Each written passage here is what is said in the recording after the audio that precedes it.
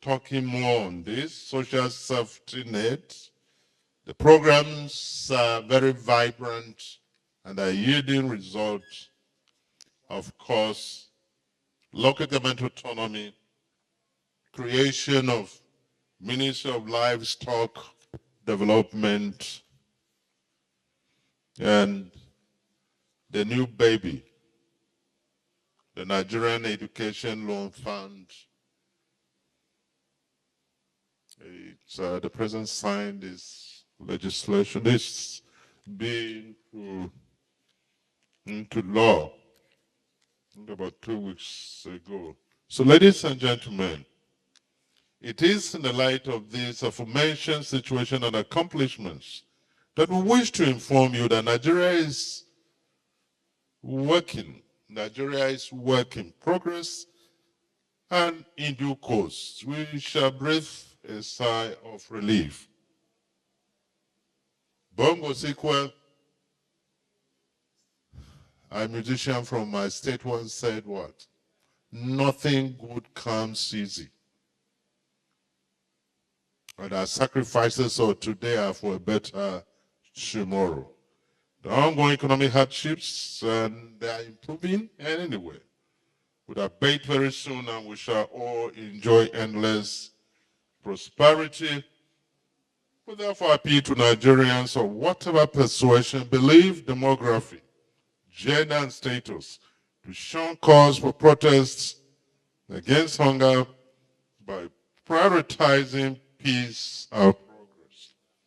For avoidance of doubts, the government of President Bola Ahmed Tinubu GCFR recognizes the right to peaceful protest, but circumspection and vigilance should be our watchwords.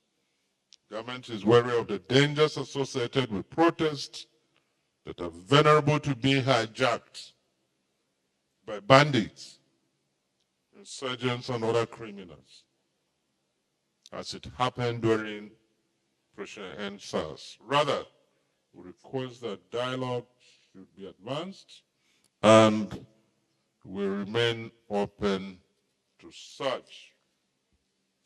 Our appeal is that Nigerians should please pursue the path of peace, dialogue, and collaboration in addressing the challenges that collectively confront us. Please go about your legitimate businesses and avoid actions and or associations that are capable of disturbing the peace of the country. Remain vigilant as well. Let me reassure you that together we shall create a Nigeria where peace and stability are not merely aspirations, but realities, where economic growth is not just a goal, but a tangible outcome, and where the dreams of our people are transformed into a shared national destiny. That's the hallmark of the hope agenda of the Asiwaju Bola Ahmed Tinubu administration. Thank you for listening.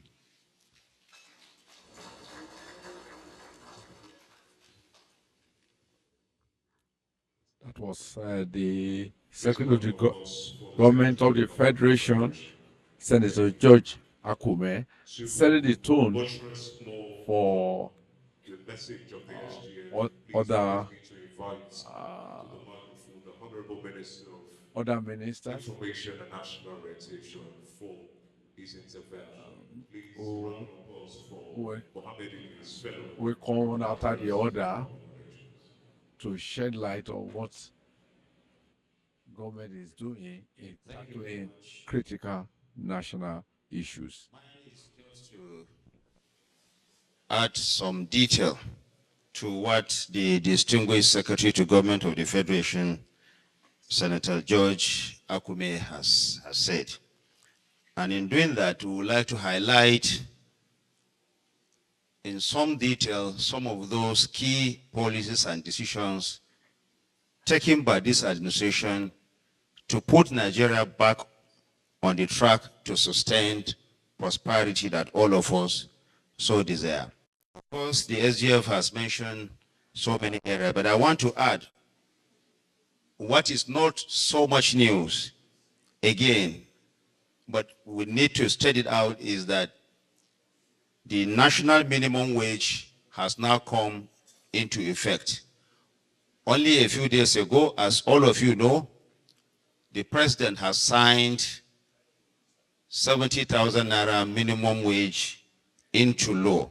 Now, what is worthy of mention here, as you know, is that the position was 68,000. In his wisdom, the president engaged further with key stakeholders and arrived at 70,000 naira, which was sent to the National Assembly and which has now been signed into law. The next thing is the local government autonomy. Now, all of us know that most Nigerians are residing in these local areas at the local government level. And we know what the local government arrangements have become in the last 2 decades. And so the president, in his wisdom, also approached through the Office of the Attorney General of the Federation, the Supreme Court, for an interpretation of the local government autonomy as enshrined in our Constitution. And it is no longer news that the local government now have full autonomy. Now, what this means is that it is also bringing governance closer to the people at the grassroots. And this is a very important move by the president to ensure that almost everyone, especially the ordinary Nigerians, have government very, very close to them. There is also the intervention in the agri sector. Recall that when the hardship of the food prices was being noticed by government, there was an initial move of pushing 42,000 metric tons of assorted grains to all the states of the Federation. This has been completed as promised by Mr. President. 2,000 metric tons of assorted grains were delivered from our strategic grains reserve to all the states across Nigeria. And the message of the president is that the poor and the most vulnerable members of the Nigerian society are the targets of this palliative. This, of course, is in addition to the 500,000 metric tons of wheat, maize ordered that are all existing mechanized support and incentive to farmers to be sustained and direct the immediate engagement of youth, etc., etc. And only recently, each of the states of the Federation, as has already been widely reported by the media, received at least 20 trucks of rice for onward distribution to the most vulnerable members of Nigerian society. In addition to that, government is also providing rice at 40,000 naira, which is about 50% or more of the cost of the product, so that Nigerians can buy them. Now, this is going to be distributed around the country at designated centers, and it's going to be so well supervised that there won't be opportunity for people to just buy off this rice and deny the vulnerable people who are actually the targets of this to be denied. Now, very important, there is also the social security intervention to states. And I'm sure you will hear that from the Honorable Minister of Budget and Economy Planning. He even put out an advertorial very recently.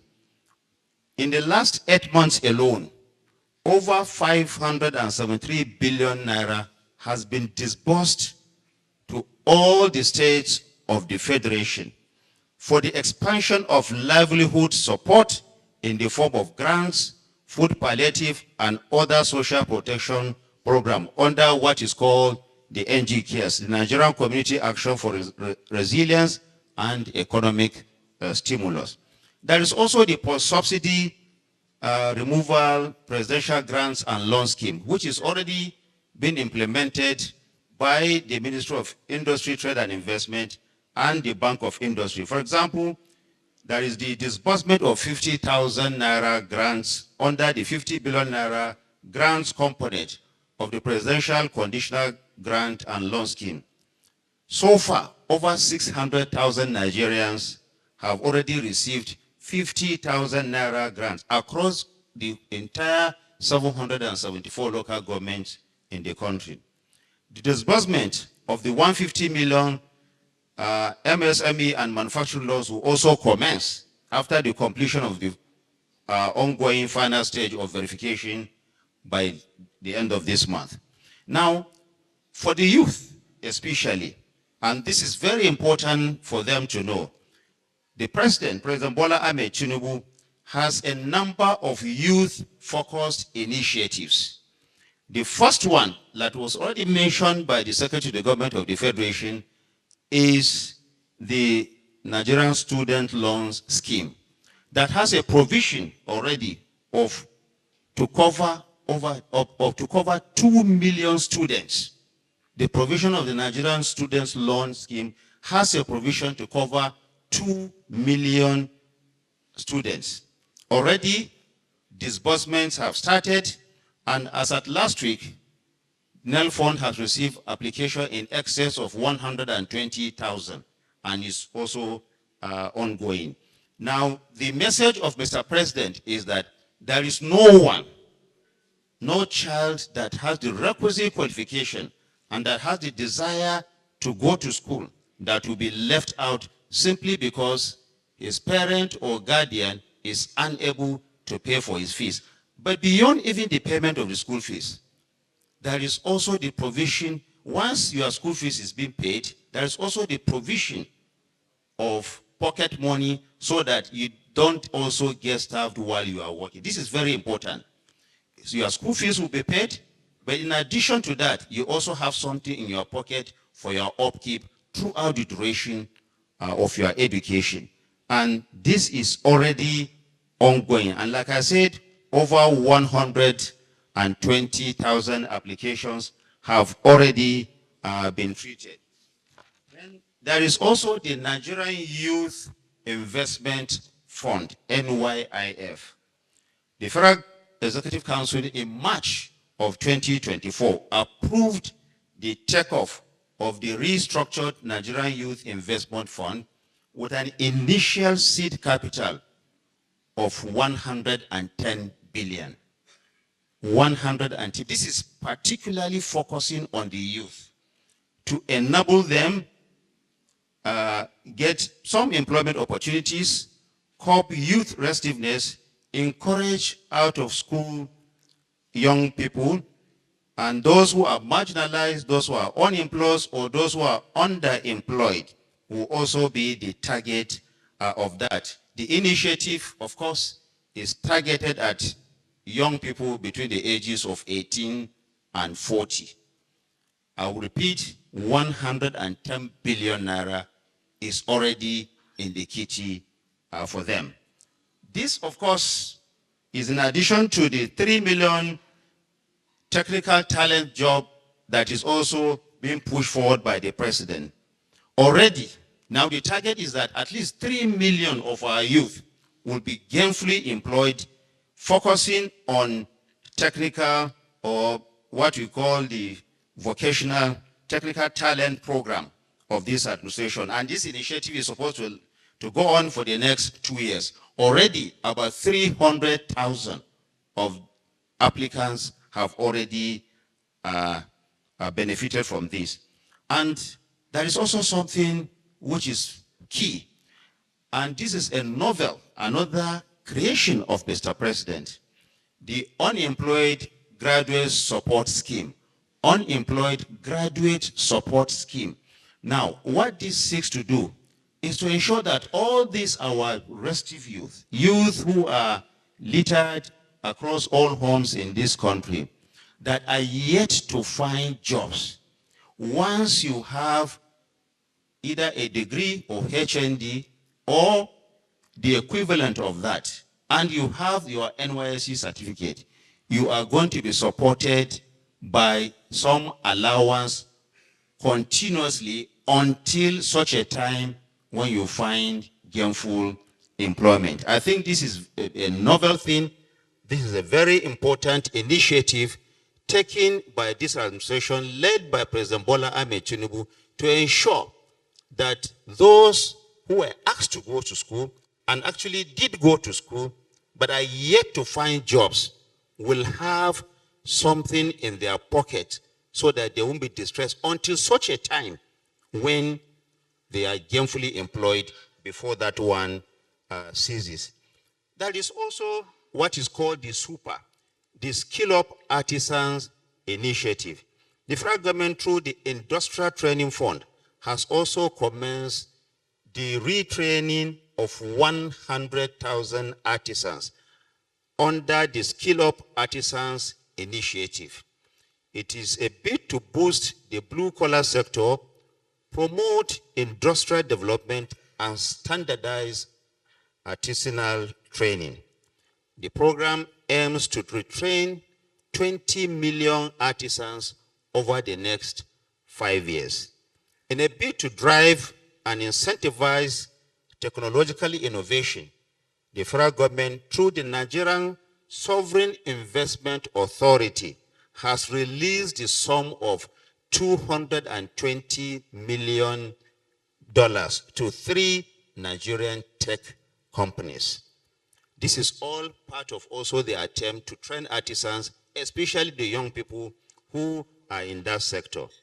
Now, there is this big one, and that is the CNG initiative. As a result of the withdrawal of fuel subsidy, Nigeria is making an efficient transition to cheaper energy through the CNG initiative. Recall that at the very beginning, thank you for that, it's really blocking my view.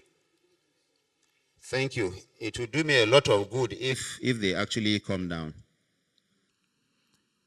The CNG initiative, in the first instance, recall the 1st October speech of Mr. President, 1st October 2023, where he made an initial pledge and provision of 100 billion naira in the first instance for this CNG initiative. The world over, there is this transition from fossil fuel to cleaner energy that is moving and sweeping across the world. And Nigeria cannot be an exception. Now, it is not just safer, it is also cheaper by, according to experts, more than 50%. In some instances, more than 60%. This will ensure that the cost that especially workers and traders move goods from one part to another is brought down. If you were buying, for example, petrol of 20,000 naira to fill your tank, under this initiative, and if you embrace this CNG, you'll be spending about 6,000 naira roughly to achieve that. So you are not just saving money, you are also helping the environment to remain clean. Now, because of this, the first batch of the buses that will be used for the mass transit sector have already arrived. We already have them in Nigeria. But beyond that, for those who have their private vehicles, about 30,000 conversion kits are being provided free of charge to enable people who want to have this seamless transition. 30,000 kits free of charge to be given to them. And this is just the first step. It is going to be a continuous exercise. Now, conversion centers have also been set up around this country. And what is news to all of us is that a survey conducted has indicated that more than $50 million worth of investment has gone into that sector by Nigerians. $50 million so far, and it is still growing. Now, these are private funds that people are putting there so that they could, in turn, take benefit and then help government and help Nigeria to move away from the fossil fuel to these renewables. Now, these mass transit buses that have been procured by the federal government will be distributed, of course, around the 36 states of the Federation. This will greatly improve not just people's finances, their efficiency, and also help to sustain a cleaner and healthier environment. Now, in the health sector, the president has addressed the high cost of drugs and is encouraging local production through a series of policies. For example, an executive order introducing zero tariff and duties on imports of raw materials, active pharmaceutical ingredients, and manufacturing equipment has come into play by this administration. This will greatly help in bringing down the cost of drugs and other health-related matters. The federal government has also conducted 2 rounds of disbursement for primary healthcare revitalization through Basic Healthcare Provision Fund. The training of our frontline health workers is ongoing as we speak. And we are committed, the federal government is committed to retraining about 120,000 of these health workers over the next 3 years. Over 2,400 health workers, including doctors, nurses, and pharmacists, have already been recruited. Many of them are women in the rural areas, helping to ensure that our people are not just healthy, but are also contributing meaningfully to the overall economic development of our nation. Now, the federal government is also supporting 8,300 primary healthcare centers. 8,300 primary healthcare centers with a plan to expand it to at least 17,000 in the next 3 years, with available funds of up to 260 billion. Now, all these figures we are reeling out are already being provided by the federal government. These are not funds that the federal government intends to go on, so they are already being provided. Over 200 infrastructure projects have also been successfully executed across our federal hospitals, and 179 pieces of critical medical equipment, etc., etc. This is in addition. Only 2 days ago, the Federal Executive Council also gave approval to the Ministry of Health to ensure that critical supplies needed, especially for dialysis in about 6 or 7 health centers around the country, is also being provided. Then there are 10 legacy healthcare infrastructure projects, including oncology centers that have already been approved and are ongoing across 6 geopolitical zones of Nigeria. In expanding health insurance coverage, over 1.8 million Nigerians are now covered. Now, these figures are indicating to you the kind of progress we are making from where the administration came into being only a year and a few months ago. This is the direction that Mr. President, through his vision, is taking the country to. And no sector is being left out of these various interventions. Now, again, infrastructure. The Secretary to Government has already discussed the issue of infrastructure around the country. We are aware of for example, the Lagos-Calabar Coastal Highway passing through 9 states, while the 1,000-kilometer Sokoto-Badagry Superhighway passing through 7 states, and the 477-kilometer Calabar-Abuja Superhighway. Now, let me mention that the Sokoto-Badagry, which is about 1,000 kilometers, will have about 63 dams in the corridor. 63 dams. Now, what does this do? This will greatly help to improve agricultural production along that corridor. But not only that, will also help to also provide clean electricity for the consumption of our people, and therefore reducing the over-reliance on the national grid. Of course, you also have the Port Harcourt-Maiduguri Railway and all that. These are some of the many interventions that the federal government, under the able leadership of the visionary leader, President Bola Ahmed Tinubu, is putting in place to help in ensuring that Nigeria becomes more prosperous, Nigeria becomes more united. This, of course, you know, in addition to the effort that's been made in the security and defense sector, only about a year and a half ago, it's almost unimaginable that you can just take your car and drive between Abuja and Kaduna, a stretch of just over 200 kilometers. Today, people are able to do that. Now, what this means is that there has been a significant progression in the degrading of these issues of banditry and criminality, especially around our roads. This by no means has answered the question of insecurity completely. There are still pockets here and there. Nigerians still have some of these issues of insecurity, but government is working in conjunction with the security agencies to ensure that this is being brought to a halt permanently. You heard also from the Honorable Minister of Finance and Economy Planning some of those gains that we have achieved in just the last press conference. The Minister of Finance told us that there's already over 37 billion naira in our reserve. This is its highest in January of 2023. I'm sure that the Honorable Minister will also make further remark on that. Now, this, of course, so many others. There is an intervention. Now, very important.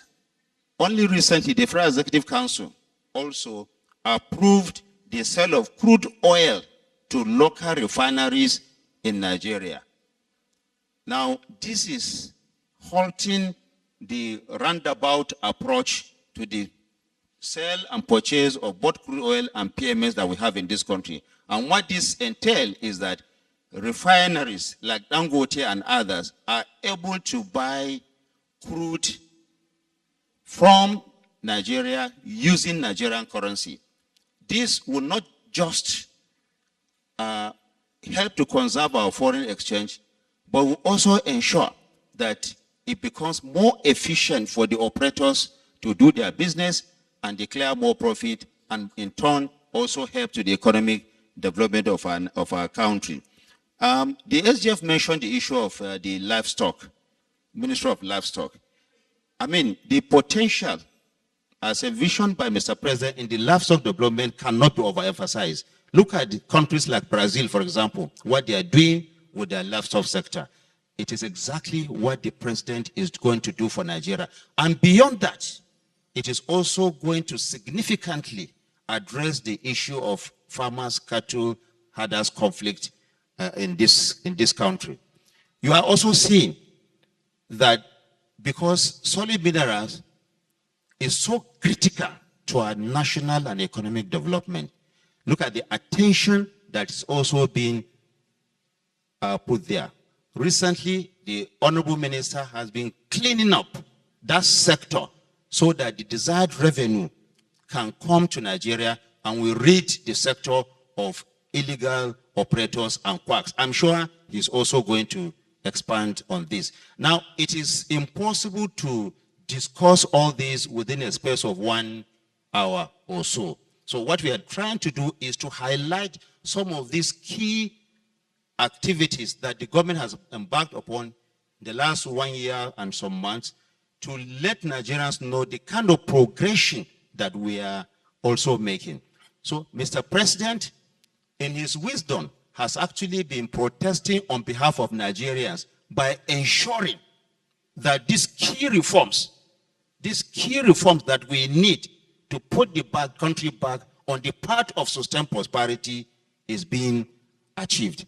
And we call on you, especially the young people, the youth, we call on all of you to please listen to the voice of reason and allow more time for Mr. President's policies to now bear full fruition. There is so much happening, like we always say, it is imperative that you give more time, join hands with government of the day to ensure that Nigeria returns to the path of prosperity. Thank you very much. I want to pause here.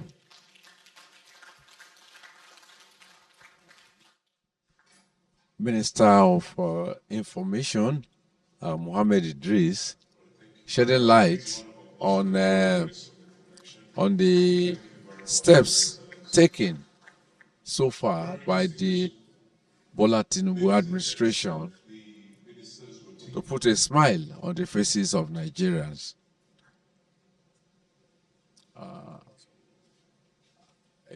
I think another minister will take over now to also let us know what they have done. And the Minister of Finance, Wale Edo, will be the next person that will speak on what is being done to revamp our economy and the financial sector. Secretary to the government of the Federation, and my other colleagues on the Federal Executive Council, Minister for Budget and Economic Planning, Minister for Information, National Orientation, Minister for Solid Minerals, and the Special Advisor to Mr. President on Media. Once again, good afternoon. The SGF had said, Mr. President is not against protest. Mr. President, President Bola Ahmed Tinubu, the Democrat to the core. He believes in federalism.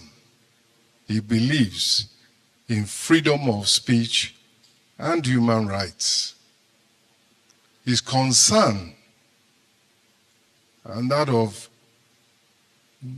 many people in this country and even beyond, is that the protest would remain peaceful and orderly, such that the gains that have been made over the last 12 to 15 months should not be dissipated, that the momentum that has been achieved in turning around the Nigerian economy should not be dislodged, disturbed, or dislocated. I think amongst many other well-meaning Nigerians, the president truly understands the concerns that are being expressed, particularly the high and elevated cost of living, which is not peculiar to Nigeria at this stage, with wars in Ukraine, Gaza, and even Sudan. There's disruption around the world, and there has not even been a full recovery from COVID. So inflation is high around the world. Costs are high around the world. And with our import dependency for raw materials and so forth, we too are feeling the effects. However, inflation is falling around the world and in Nigeria. Over the last 15 months or so, the economy has been turned around, and I would even say saved from the precipice. I will not repeat all the specifics of the initiatives that were reeled out by the Minister for Information, but I will envelope them by saying that, on the one hand, we have come from a situation where the nation was living on debt. Every time there was a bill to be paid, it was not paid from revenue, was not paid from investment funding, but it had to be paid from debt, particularly from the central bank, and of course, that was not sustainable. That is no longer the case. The revenue of Nigeria as a result of diligent application of technology and new processes to federal government expenditure, revenue, including that of the revenue earning ministries, departments and agencies, as well as federal government-owned enterprises, has doubled. Compared to the first half of 2023, the 2024 revenue of the federal government has doubled and is expected to maintain that trajectory. And on the cost side, there has been rejigging, there has been reconfiguration of the procedures and the processes such that costs are now under control, spending more visible and accountable, and the money of Nigerians is being well spent. So that was the basis on which, as a result of implementing measures that were necessary, reform measures that were needed to save the economy, yes, they had led initially to a spike in cost, because it's like medicine. You take the medicine and then the effect comes. So the cost is the medicine and it comes first. However, already we are seeing that the benefits are coming. The economy in the first half of this year has grown. Agriculture, which was negative. So when you say, why are food prices high? Why is there a lack of food? Because agriculture was contracting. In the first half of this year, in the first quarter of this year, it has started growing back again, and we expect that, and we're doing everything to maintain that. Industry is growing, led by ICT, technology, led by solid minerals. It is growing and creating employment. And likewise, of course, services, given our relatively high skill level. Services are also growing. So that is the turnaround that and the momentum that we do not want to see slow down in any way.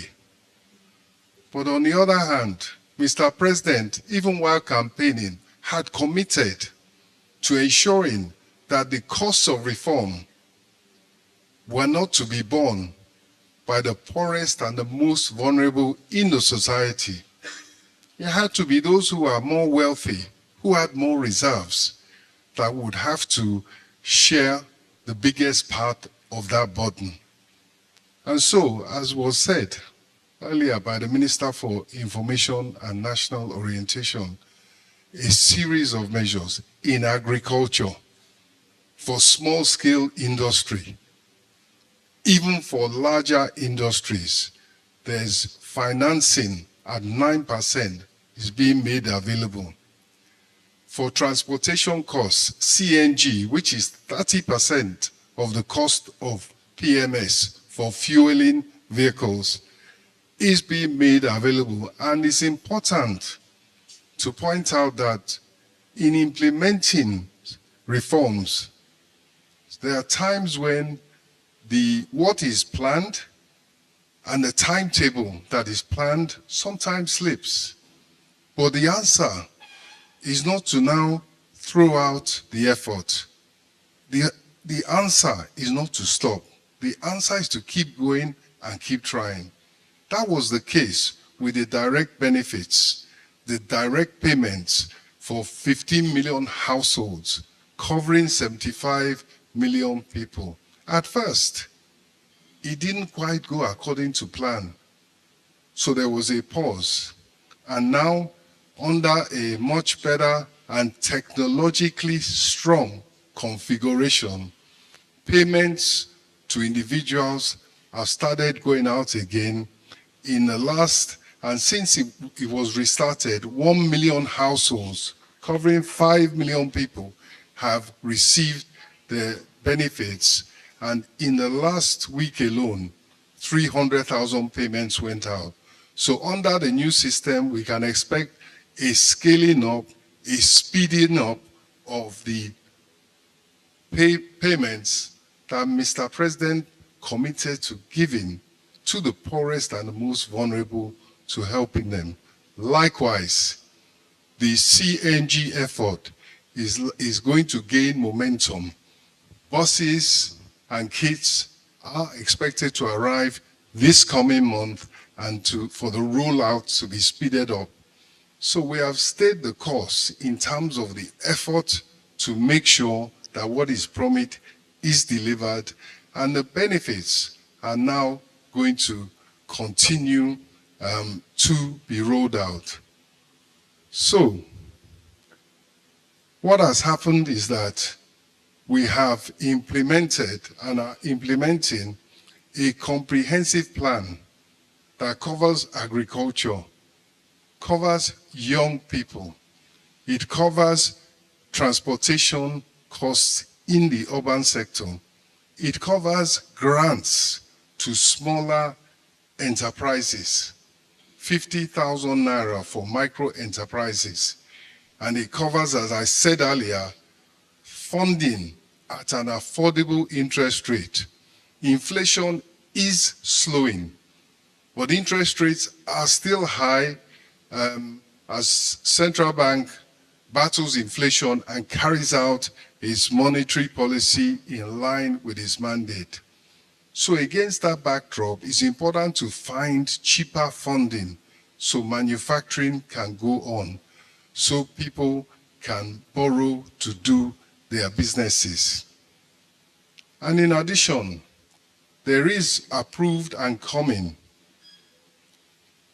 in the housing sector financing for people to afford mortgages so that they can pay for their property over a long period, over decades, as opposed to being asked to pay in a matter of months.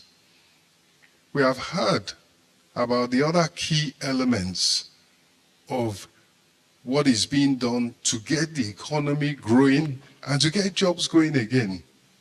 Because it's when you make investments that you increase productivity, that you grow the economy, you create jobs, and there reduce poverty.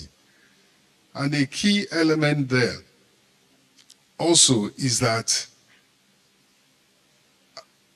our major resource, what we have to rely on most, is the God-given resource of oil at a time when crude oil prices are high. And we have the commitment of those in charge of the oil industry that there will be a substantial, a 25% increase in oil production to 2 million barrels a day. And the benefit of that is immediate. It allows funding across the board, social services, infrastructure, business support, agriculture. And the commitment of Mr. President is in the immediate term to bring down food prices. And that's why there are initiatives, in addition to supporting farmers to produce. And just 3 days ago, in conjunction with the Minister of Agriculture and Food Security, I led an initiative to reorder some funding that was available to Nigeria from one of the multilateral development banks. We quickly rejigged it, reoriented it, and directed it at fertilizer that was available, to purchase that fertilizer and have it distributed particularly to small farmers to catch the last elements of this growing season, this planting season, as well as to prepare very, very well for the dry season farming in the nearest future. So these are elements of a concerted plan by Mr. President to build a better, stronger, more prosperous Nigeria.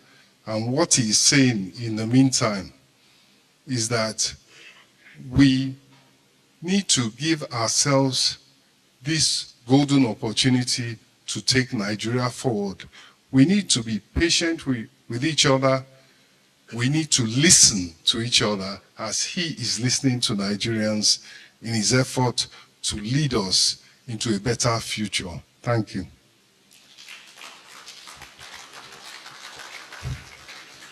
If detail was a person, that person will be the Honorable Minister of Finance. Please, a round of applause for him. Thank you very much. Quickly, for the sake of time, we'll just take the Honorable Minister of Budget and Economic Planning, Senator Atiku Bagudu, CON, after which we'll take the Honorable Minister of Solid Mineral Development. Thank you.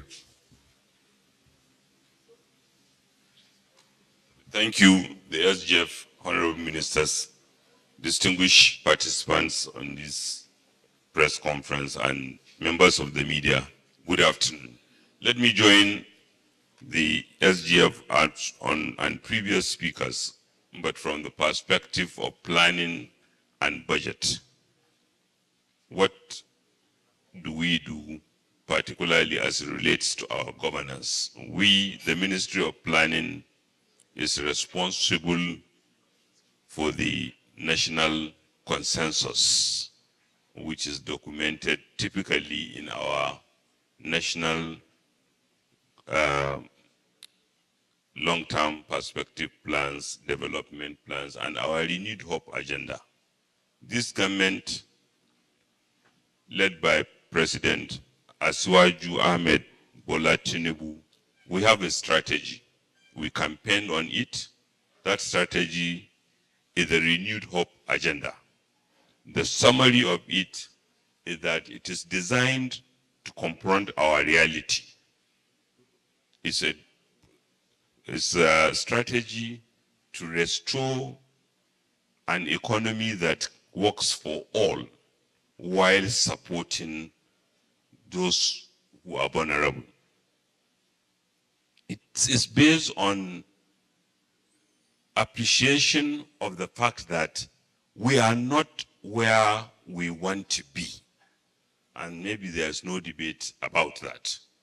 Just yesterday, Bismarck Rewani presented a 50-year data from 1960 to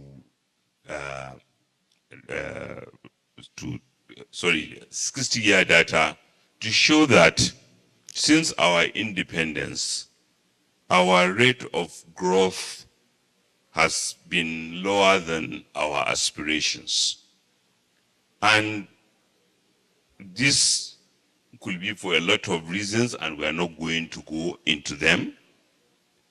But President Asiwaju Bola Ahmed Tinubu believes that sentiment will not solve this problem, blame game will not solve this problem, but as other countries have done, innovation and imagination and proper appreciation that decades of underinvestment brought us to where we are can catalyze us and galvanize us and enable us to form a consensus that can help us solve the problem.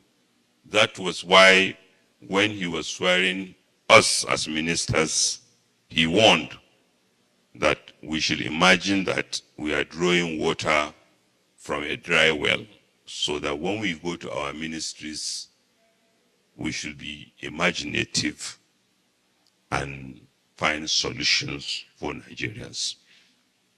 Those solutions involve choices that are both pleasant and tough, but needed to be taken. And responsible leadership sometimes necessitates a leader to take tough choices. As most of you will imagine, there's nothing that a politician loves than to be clapped for or applauded. But a responsible leader, while desiring that, will say, well, we have to take the tough choices for the future. and President Asuwaju Bola Ahmed Tinubu has led us in that. So that is why in delivering on those renewed hope agenda priorities, including the restoration of macroeconomic reform, we are instructed that we should ensure a plan-based governance and budgeting to equitably include all within our constitutional federalism. He's not only concerned for the federal government, but he's equally concerned for the subnationals generating more revenue on a sustainable basis. We re-engineered governance consistent with our federalism, created MDAs that we believe will bring attention to those sectors and we can make haste quickly, among them being steel, creative economy, blue and maritime economy, the livestock sector, as well as instructing us as part of the budget process to ensure equitable spread of projects to support the strategy which can quickly restore macroeconomic growth and development. It is in so doing that he also supported the restoration of autonomy to local government. Noteworthy is his decision recently to sign into law 2 development commissions, North to West, South, is consistent with the demand of those constituencies and our belief that any move to draw attention in what can be done better to foster development is welcome. Not surprisingly, our budget reflects our priorities and innovation. We have increased funding for security, as you have heard from the previous speakers, and I'm not going to go into the detail. We have increased funding for infrastructure, for human capital development, education, health, social transfers to support the vulnerable, as well as innovation and industrialization. We have brought initiatives that we believe are transformative, that can help us generate higher level of growth based on choices that we have seen other countries made. A country where you have to buy a house with 100% financing is not doing what others have done in the world. A country where you have to buy a fridge or a car 100% with funding 100% is not consistent with what we have seen elsewhere. Not surprisingly, a consumer credit fund was introduced to support both the manufacturing sector and to support society in enabling them to acquire goods and services on the long. Equally, a National Agricultural Development Fund was created to ensure that we continue to fund those elements of our agricultural production in such a way that we de-risk, such that private sector money will find it more profitable to invest in agriculture. We have heard about student loan scheme, youth investment fund, nano and consumer credit, MSME support, the renewed hope infrastructure fund, the first NYSC graduate support scheme. I just want to take a minute. What this means is that our children who today have not yet found job after NYSC can register and receive support from the federal government until they are able to find employment. I think that is revolutionary. Equally, Mr. President have directed a ward empowerment and social investment scheme that covers the 8,809 wards of Nigeria.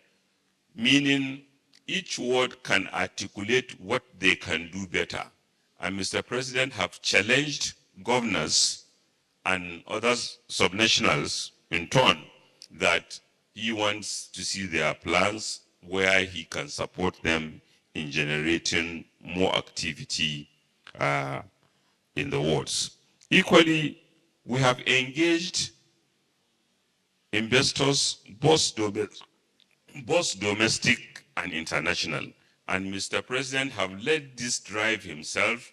We have those of us who are privileged to accompany him have seen how the world is recognizing his effort and rewarding him accordingly. Nigeria now have a lot of countries that are willing to work with us to support our macroeconomic reforms and our dreams.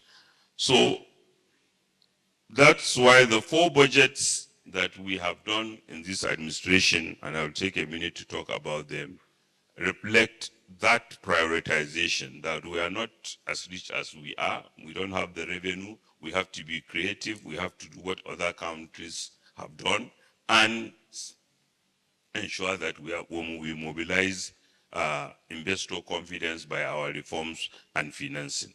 But just before talking about the budgets, those of us who work with Mr. President Asiwaju Bola Ahmed Tinubu knows that every day here is a person, here is a president who believes that governance is not a monologue, but dialogue. He has always appreciated that we live in an ever-changing world where even the most well-designed strategy like ours, the Renewed Hope Agenda, needs to be effectively communicated. And occasionally we might learn from the experience of others so that we calibrate and do better in response to a changing world. This requires engaging and listening to others, most especially our younger ones.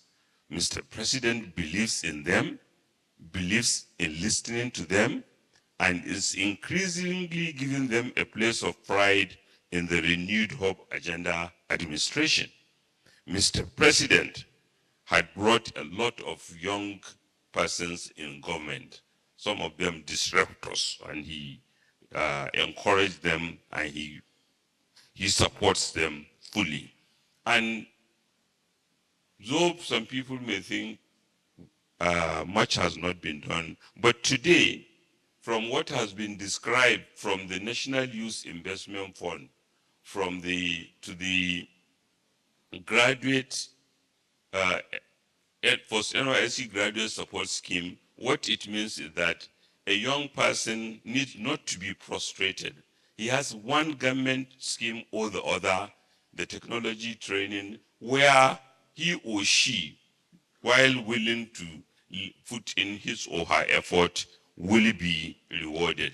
I think that is an equitable society that we want to ensure that we have created for our young ones. Mr. President believes that Nigeria can double its size and our younger ones should be at the center of that strategy. But we need to remind our younger ones, we are all doing these reforms, we are implementing this strategy in a world where we are not alone. We are competing with other countries. Some do not wish us well. Some have in the past colonized us. Imperialism, slavery, we need not to be repeating. Economic warfare is being put on countries, including ours. Just recently, Nigeria witnessed a technology giant, Binance, participating in economic warfare against our nation. So as our young persons express themselves, we expect them to be cognizant and mindful such that faceless technology protected persons or agendas are not utilized to undermine our country that we want, that we are working hard to ensure that we reposition so that we serve them better. Our budget process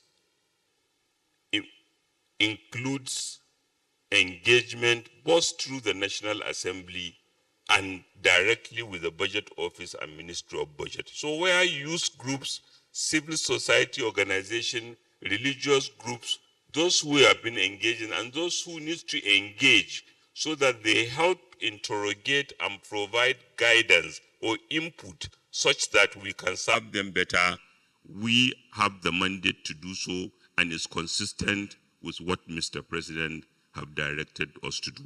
Just last but not the least is to acknowledge that Mr. President have, in the last 1 year and 2 months,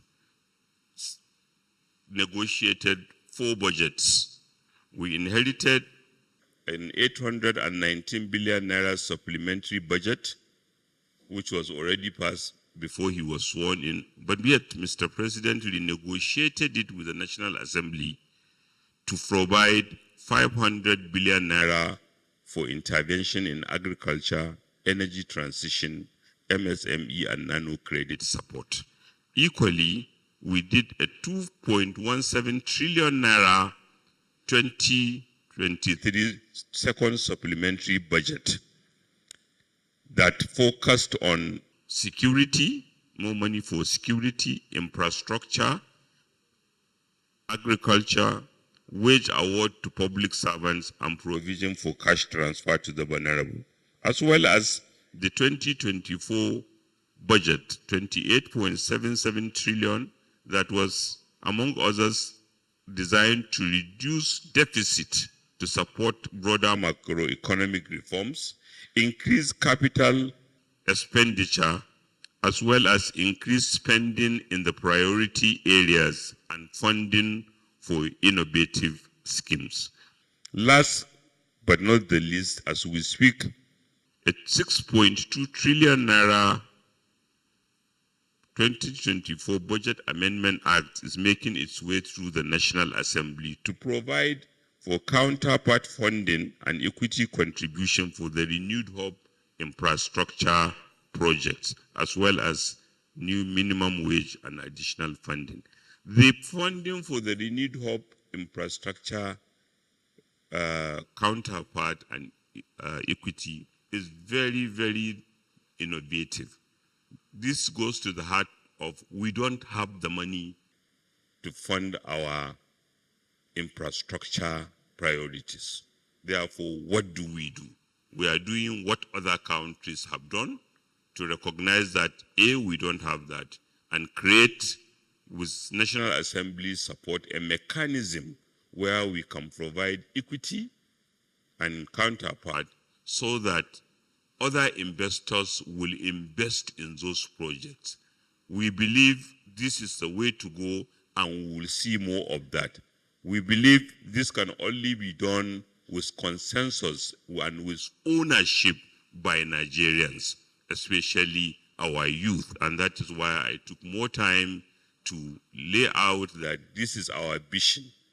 Occasionally it may be challenged, but in the medium and short term, it will pay off, as indeed it has been paying off. Thank you. Thank you, Honorable Minister of Budget. Next up, we have the Honorable Minister of Solid Minerals Development, Dr. Dele Alake. Please, a round of applause for him. Thank you. Your Excellencies on the high table, who are also my colleagues in the Federal Executive Council, and all my other colleagues, all protocols observed, because time is fast spent. So we can dispense with a few of the protocols list. Distinguished ladies and gentlemen, and Nigerians in general, you have been suffused with a lot of statistics, a lot of figures, a lot of facts,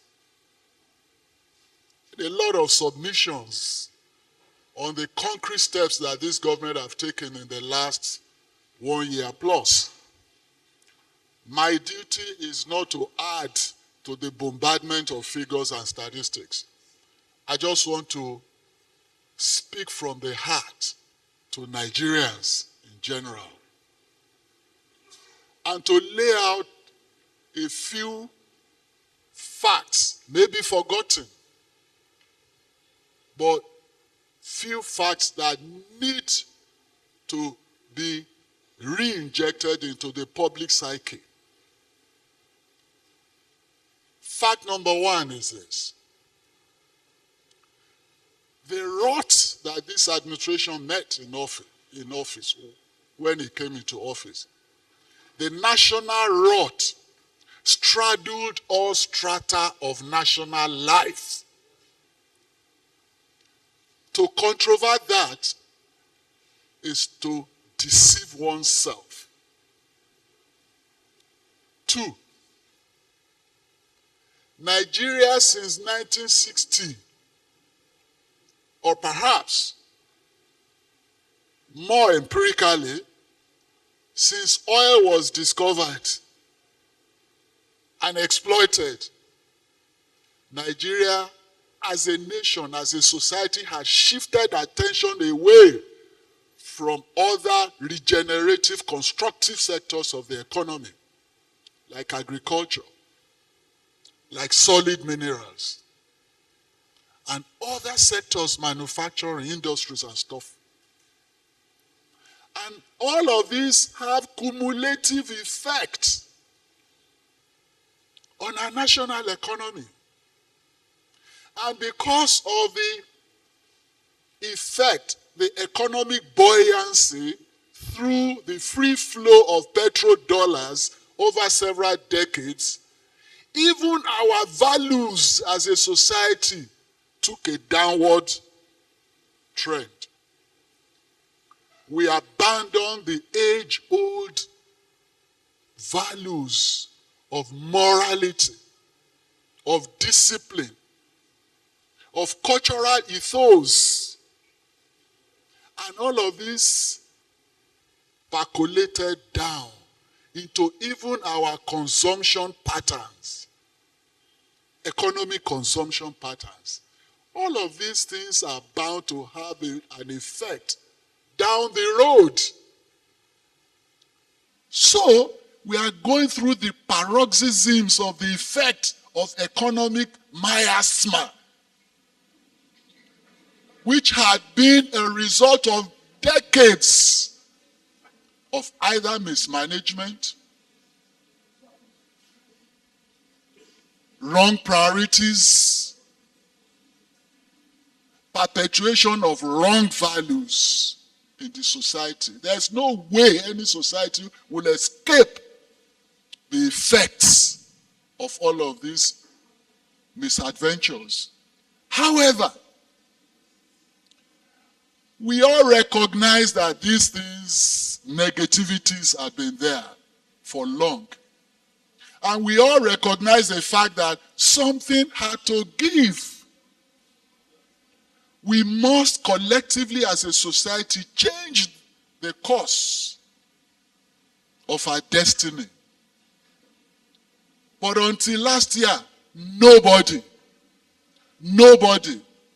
in authority had the guts to take those painful, necessary, bold decisions until this government came into place. And then the issue of subsidy, which was removed, some say with a fiat. If that wasn't removed with a fiat, if we had gone into the usual debates and all that, till now we'll still be embroiled in the debate and no decision will be taken and the nation will be tottering on collapse. It only took a bold leader to take that bold decision when it was necessary. Now we are at the cusp of history.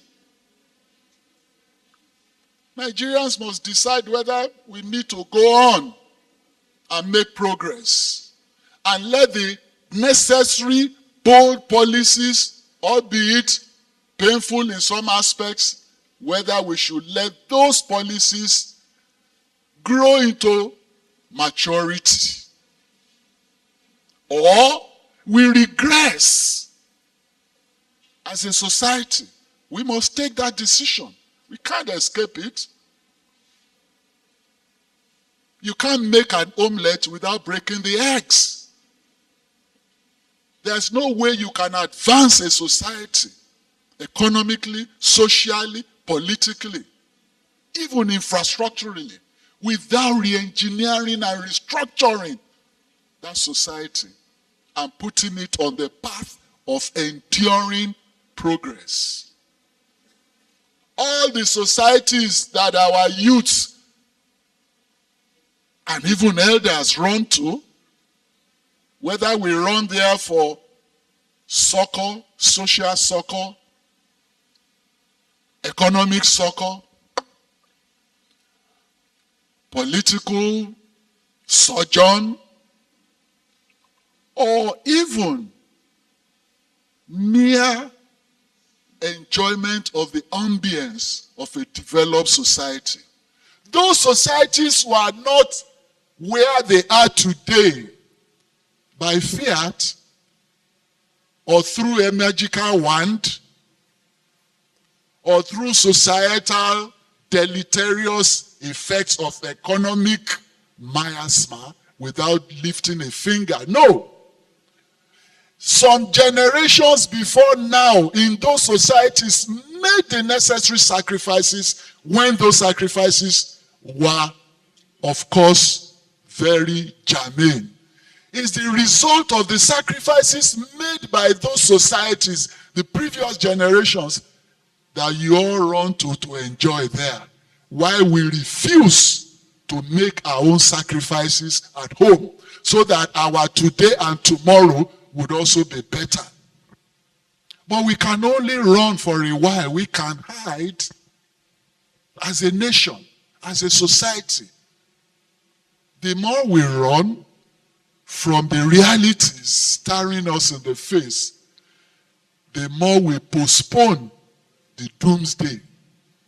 But God forbid, we have been very lucky that at this point in the history of Nigeria, we have somebody who can take the bull by the horns and say, we must end years of the locust, and we must redirect our energies and resources towards instituting enduring legacies.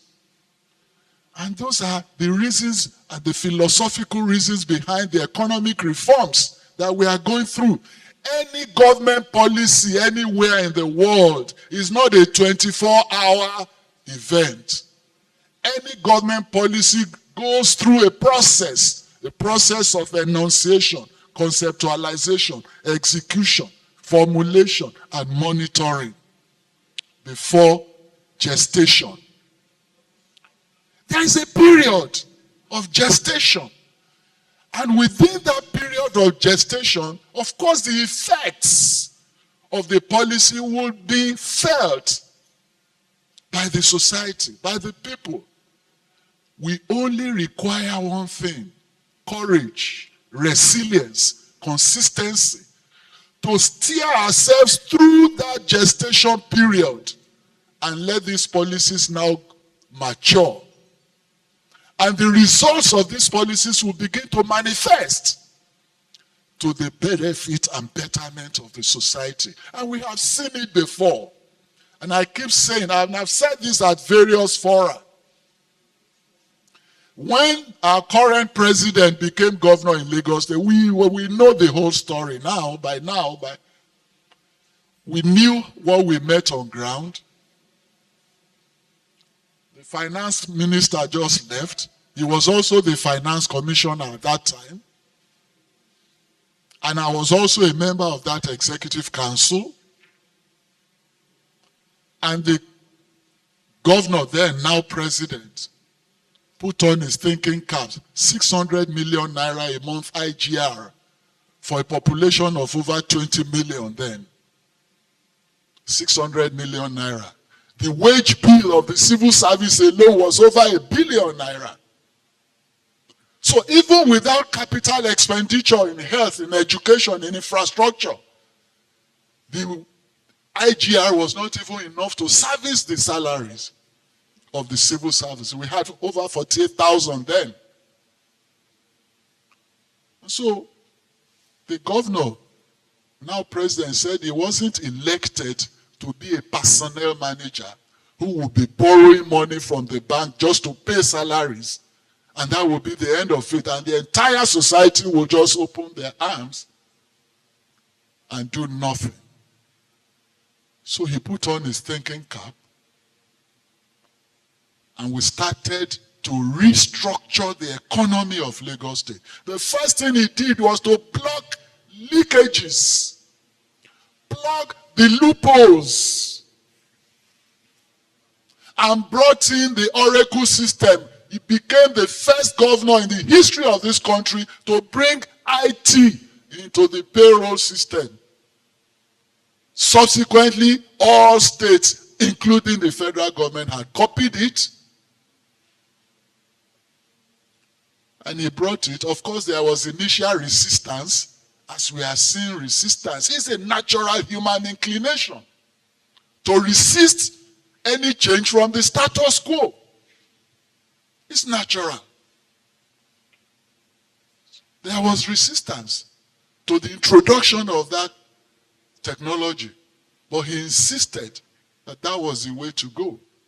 The very first month of the implementation of that technology on the payroll system, 350 million naira was recovered, which meant that 350 million naira had been going into private pockets every month hitherto. And the entire IGR was 600 million. And without introducing a single tax, the IGR started shooting up. And more money was available to spread into other areas, into health, into education, into infrastructure. And we embarked on massive construction work all over the state. Other blockages were introduced to block leakages and plug the loopholes. And of course, ladies and gentlemen, these reforms were also resisted by the society at that subnational level at the time. At some point, we were even being booed on the streets of Lagos. But this governor then maintained that courage, the boldness, the consistency and resilience. And when we steered the state through that gestation period, which was painful. And today we know the result. We know what the Lagos IGR is. It's not by fluke.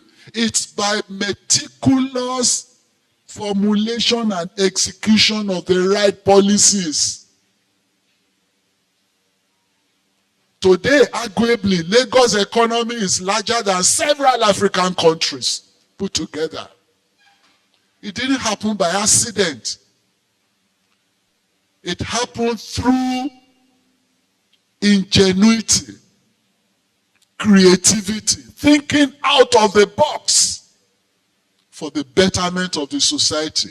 What we need as a nation is to allow these economic reforms and various interventions to mature through the gestation period into reality.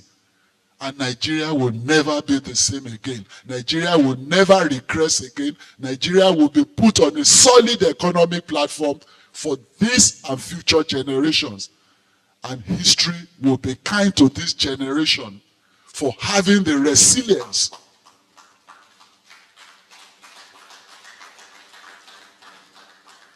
other people in later years will now be jackpying to Nigeria.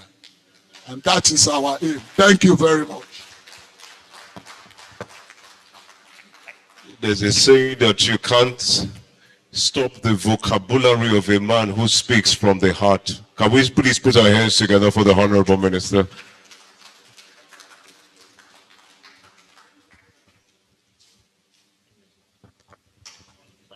This one. Thank you very much.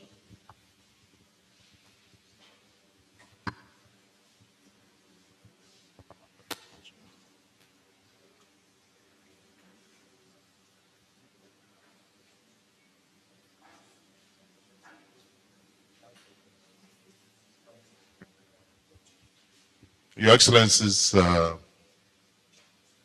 gentlemen of the press, thank you for your patience. I know you are very, very patriotic Nigerians, and that was why you clap and clap and clap, because the verdict of history is not going to be harsh on you, according to Delhi. And this is because of the Asewaju story, the story of success. Having listened to this, I am convinced that all of us are united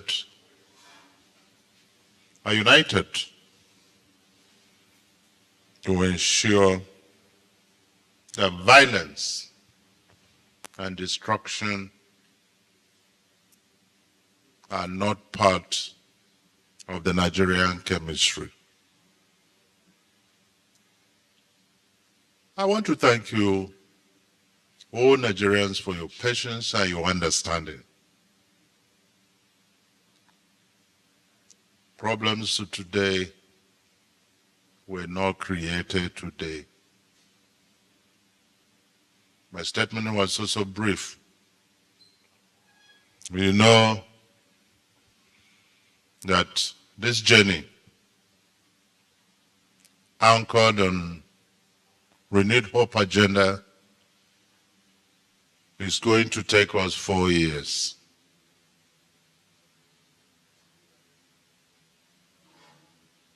On 4 years, we have done 1 year and 2 months.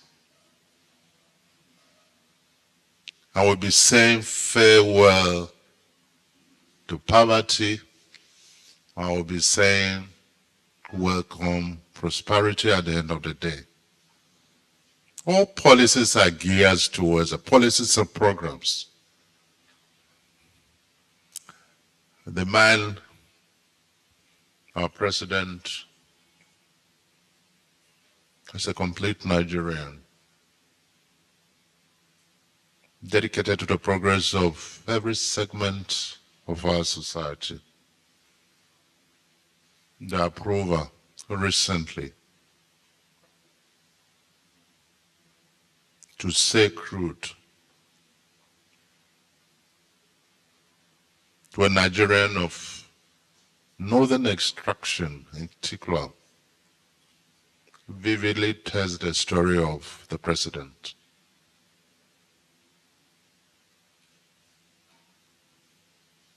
My advice is don't look back. I told you a story before. I don't know whether some of you were here. To speak as a rural boy who has also benefited from the Nigerian dream. All of us can benefit from all Nigeria. And that's why you have students' loan scheme and so on. So many opportunities being opened up. Told you the story. What used to happen when we were growing up in the village. If you had a boy, I don't know whether as many of you know it, maybe by the time you were born, you didn't have that, as do I call it, opportunity to develop boys. But it was a very painful experience. But I get to a point where it became so painful, very painful, you thought you were going to die. It didn't mean you were going to die. It was a period of self-purification. That one was the pause. That one, the pause was for me. Time of self-purification. Your mom would just squeeze it. You scream. The pause is out. And the next stage was they put a knife in fire, so red. They will put it on top of that, so not really on your body, but just raise it a little bit, drop this palm oil on it, then it will drop in that hole by the pulse. You will scream. And that's all. This is what the president has been talking about, pains of new birth, birth of a child.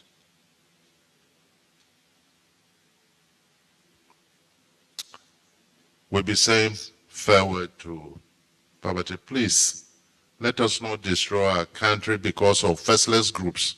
God bless you all. Thank you. Thank you very much.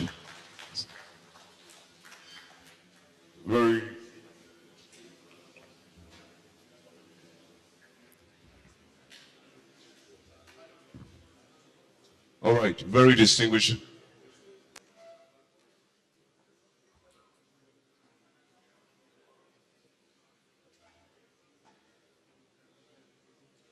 I believe we've all heard what has been said so far. At this time, we'll take questions from the media.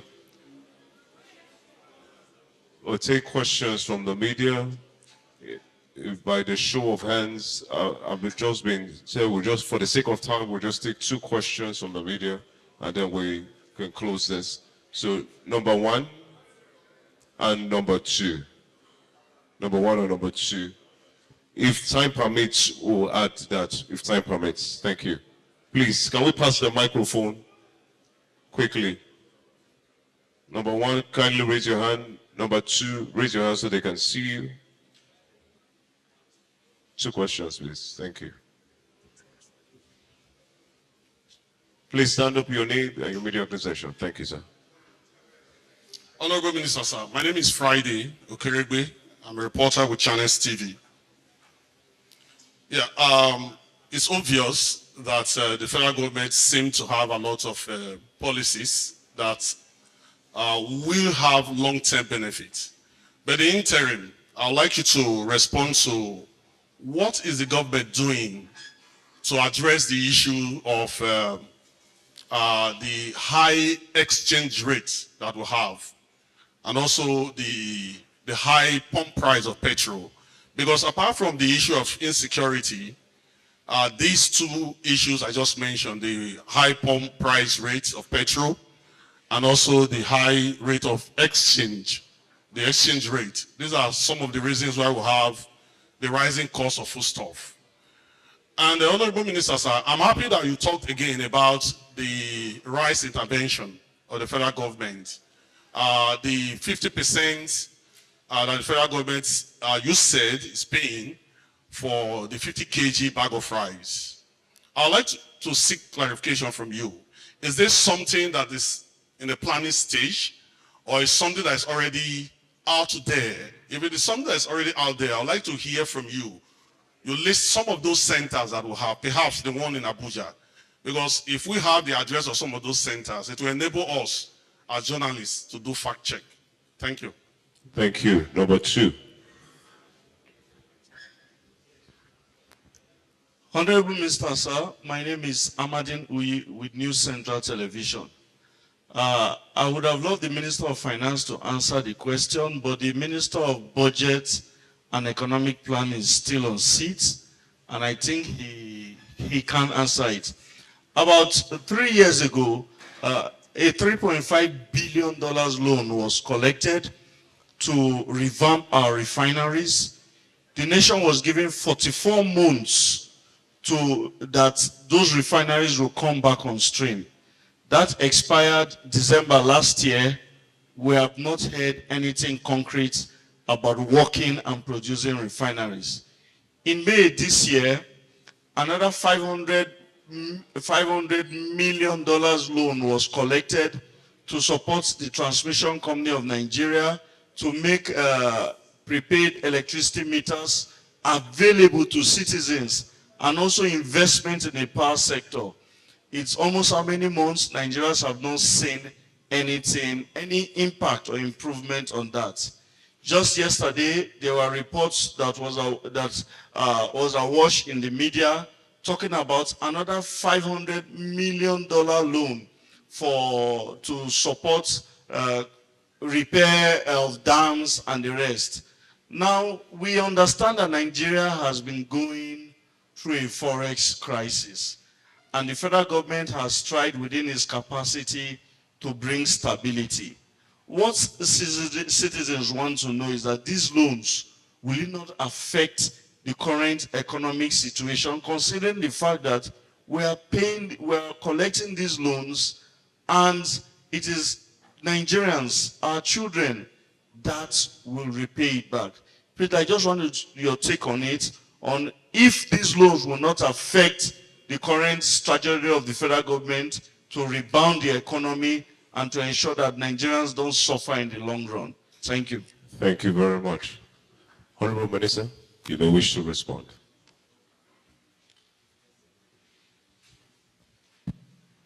To the first question, sorry, I didn't get the name, was on exchange rate and petroleum prices. Exchange rate by mandate is the responsibility of Central Bank of Nigeria, so I'll be careful that I don't breach protocol in doing. But the question even illustrates part of our challenge. In June 2023, and let us correct that, the Petroleum Industry Act was passed into law before President Asiwaju Bola Ahmed Tinubu came to office. The Petroleum Industry Act made the Nigerian National Petroleum Company a limited liability company, meaning that its operations were supposed to be market-based. The 2023 budget President Asiwaju Bola Ahmed Tinubu inherited did not have provision for subsidy. So his bold statement on the day he's sworn in was in tandem with the law as it was. And after that, petroleum prices hovered about 600 naira, which at the then exchange rate of 600 naira to $1 was about $1 per liter. Today, the exchange rate is 1,500, and petroleum is still being sold for that price. And petroleum is imported in this country, paid for and imported in this country in foreign exchange. Therefore, even there, it illustrates the challenge that NNPC is currently facing, because it's now recovering only 30 to 35 cents for what costs $1.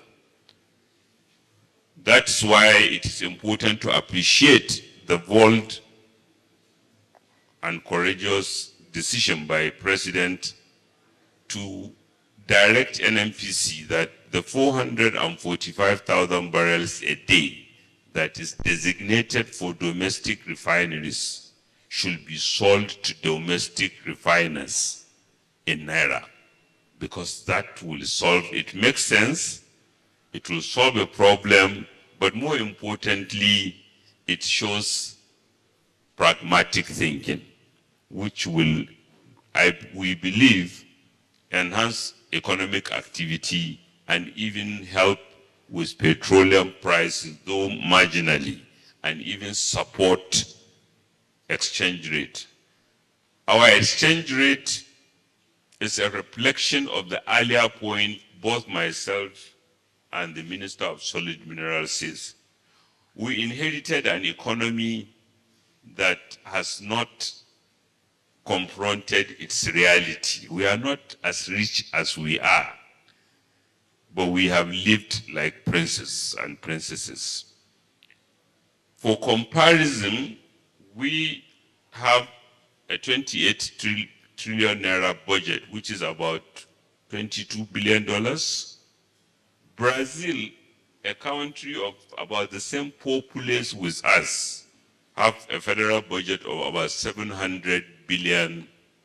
Will we ever be like Brazil with that disparity in spending? I think the answer is no. And I said it earlier that even yesterday, Bismarck Rewani at a function provided a 60-year data. And that, where is the golden moment? Yes, maybe there has been some incidences of slight growth for temporarily 2 years, 3 years.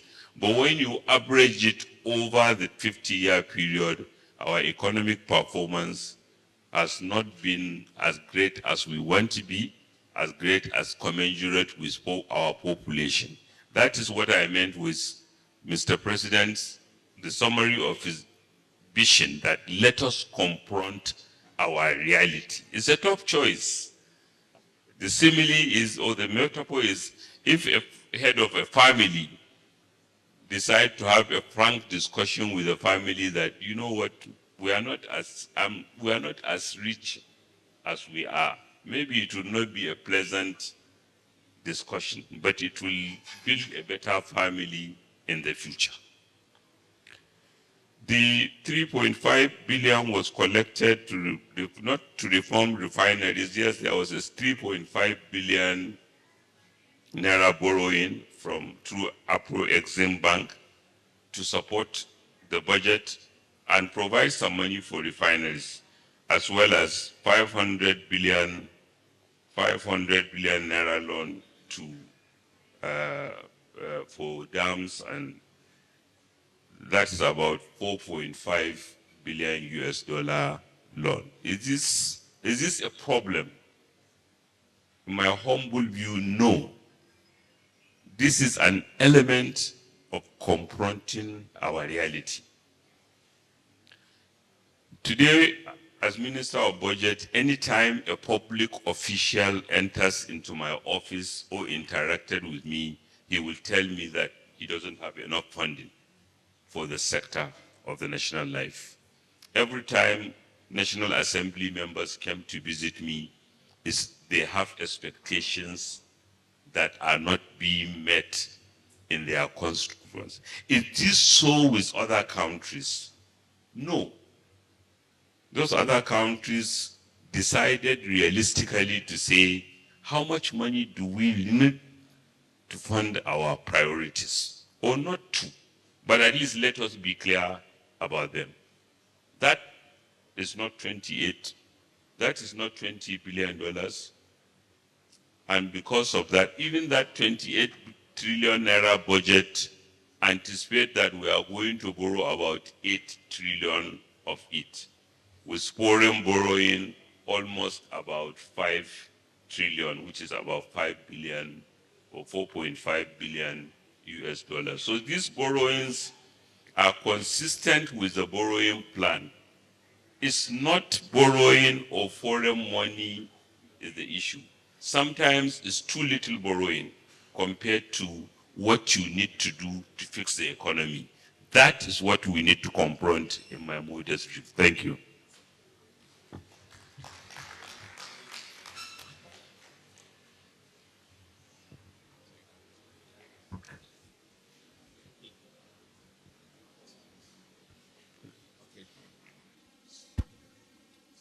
There's one that, oh, okay. Yes, the rice is actually available. There is in the process of distribution to the various states.